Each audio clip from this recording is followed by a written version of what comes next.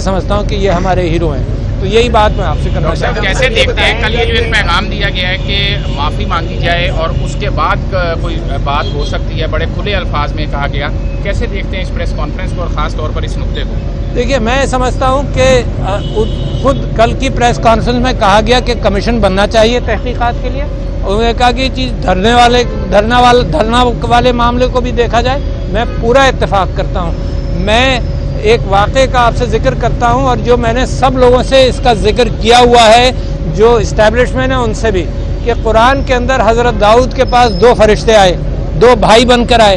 हज़रत दाऊद ने एक भाई की बात सुनकर फ़ैसला कर दिया। अल्लाह ताला को ये बात नागवार गुजरी, और हज़रत दाऊद बहुत अरसा माफ़ी मांगते रहे, और अल्लाह ताला की तरफ से ये हिदायत थी। और मैं समझता हूँ आज के अरबाब इख्तियार के लिए भी ये हिदायत है। कुरान के अंदर ये वाक़या है कि दोनों फरीक़ों को सुनकर फ़ैसला किया जाता है। ये नहीं कहा जा सकता कि मेरे पास सबूत है और ये सब कुछ हुआ और लिहाजा मैंने फ़ैसला कर दिया। ये तो कुरान की मुनाफी कैफियत है, और मैं गाइड करना चाहता हूँ, इसका जिक्र मैं सबसे कर भी चुका हूँ। मैं गाइड करना चाहता हूँ कि इसमें कमीशन बने, सारी तहकीकात हों।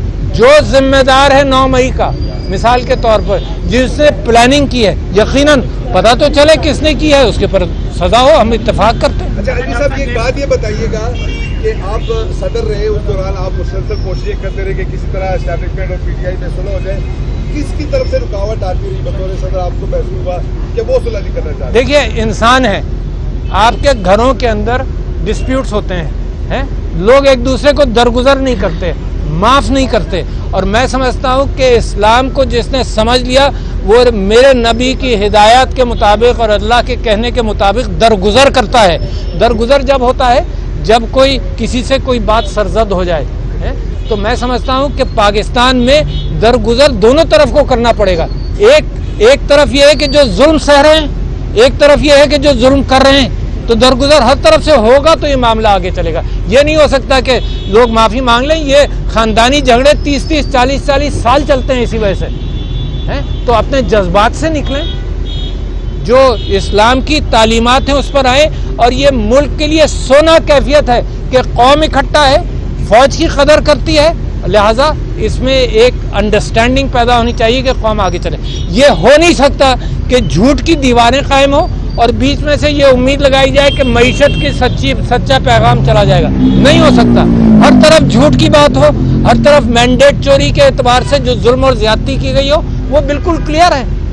किसकी समझ में नहीं आ रहा, कौन कहता है, कौन उसको झुटला सकता है। लिहाजा रास्ता यही है कि सोच विचार करके, दरगुजर करके मुल्क को निकाल लो, अपनी अना को पीछे छोड़े, मुल्क को निकाल लो। खान साहब को ये मशवरा देंगे, इस वक्त वो बहुत ज्यादा एंटी एस्टैब्लिशमेंट बयान दे रहे हैं। खान साहब, जो है वो ये कल 9 मई है, 1 साल गुजर गया है, अभी तक हमें ये नहीं पता लगा कि इस 1 साल में किसने ये किया, किसने ये करवाया। इमरान खान साहब तो पुरअमन आदमी है।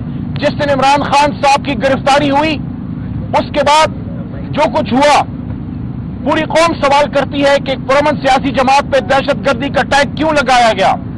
इमरान खान साहब को जिस तरीके से हाई कोर्ट के हाथे से अगवा किया गया, एक साबिक वजीर आजम को कॉलर से खींच के अगवा किया गया। क्या पाकिस्तान के साबिक वजीर आजम की 25 करोड़ आवाम के लीडर की कोई इज्जत नहीं है?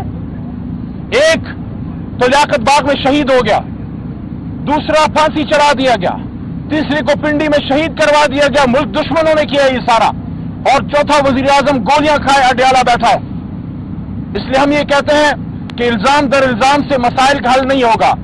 मसाइल का हल चाहते हैं तो टेबल पर बैठ के गुफ्तगू होनी चाहिए कि ये क्या हुआ, ये क्यों हुआ, ये किसने किया।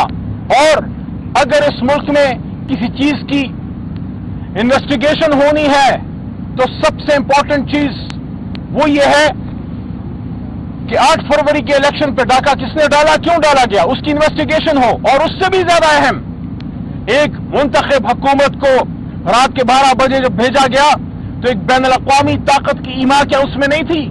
क्या उसमें ब्लेटेंट इंटरफेरेंस नहीं थी? ये बात तो सबने, नेशनल सिक्योरिटी कमेटी ने एक्सेप्ट किया था कि इसमें ब्लेटेंट इंटरफेरेंस थी। इसकी इन्वेस्टिगेशन नहीं होनी चाहिए कि पाकिस्तान के अंदर कौन से वो लोग थे जो उस मुदाखलत में जिन्होंने अपना कंधा दिया। हमारी तो ये तवक्को थी कि 8 फरवरी का इलेक्शन होगा, कौम अपना फैसला करेगी, दूसरी तरफ जब सियासी कुव्वतें आपस में बैठ के मसाइल का हल निकालेंगी तो वो लोग भी अपने काम से काम रखेंगे, उनकी तरफ फिर इल्जामात नहीं होंगे। लेकिन अगर आप इस तरह से बात करेंगे तो फिर तो जवाब आएगा। कल जमात की तरफ से जवाब आया, ये ऐसा नहीं होना चाहिए। और एक और बात, जो फैक्ट्स एंड फिगर्स कल पेश किए गए हैं कि इतने लोगों ने तहरीक इंसाफ को वोट किया है, वो क्वेश्चनेबल है। यही तो सारा मुद्दा है, यही तो सारी हमारे केस की बुनियाद है कि हम ये समझते हैं कि हम 2/3 से भी ज्यादा सीटें हमने जीती हैं। सुप्रीम कोर्ट में हमारी पिटीशन पड़ी है, चीफ जस्टिस साहब से इस्तदा है कि आप उस पर सो मोटो नोटिस लें, जुडिशल कमीशन बनाएं और इसकी स्क्रूटनी करें, इसका ऑडिट करें कि 8 फरवरी के इलेक्शन में क्या हुआ। चीफ जस्टिस साहब, आपने फरमाया था कि पत्थर पे लकीर है, 8 फरवरी का इलेक्शन पत्थर पे लकीर है, तो पत्थर पे इस लकीर के ऊपर फॉर्म 47 का रंग किसने चढ़ाया? कौम इसका सवाल पूछती है। और आखिरी बात, उसके बाद मरवत साहब अपनी बात करेंगे।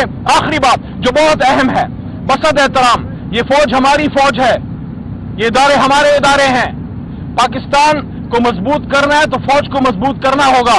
हम तो मजबूत करना चाहते हैं, लेकिन हमारी इस्तदा ये है कि अगर ऐसी बात होगी तो कौम की तरफ से फिर बात आती है, जमात की तरफ से फिर बात आती है। हम तो चाहते हैं मामलात बेहतरी की तरफ जाए, मामलात हल हो, 9 मई से कौम आगे जाए, पाकिस्तान तरक्की करे, इन्वेस्टमेंट आए। लेकिन अगर ये रवैया होगा तो पाकिस्तान में सियासी अदम बर्दाश्त होगी।